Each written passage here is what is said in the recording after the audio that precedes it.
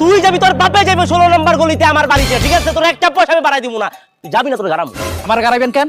আমি কি অন্যায় করছি? তোর মতো মারার লাগে আমার অনেক খুঁজে লইতেইব। যা বড় ভাই আপনি একটু নিচে নামেন তো। এছাড়া মুখ লিয়া এই নাম। নামেন প্লিজ, নামেন ভাই। মুরব্বী, এই ছেলে আপনার সঙ্গে কি করছে?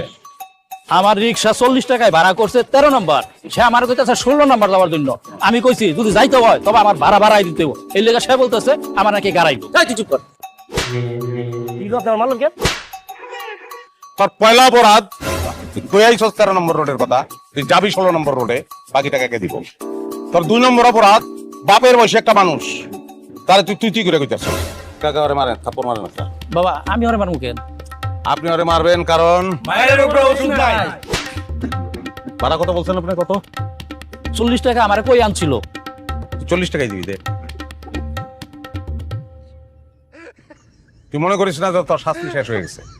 টাকা রিক্সা ওঠেন, তুই ওঠেন, তুই এখানে উঠ। ওঠ! তুই এখন এই রিক্সা চালায় তোর বাসা পর্যন্ত যাবি, আমি চাতালের পিছনে বল। কি কইতাছেন? চলা তোর পিছায়।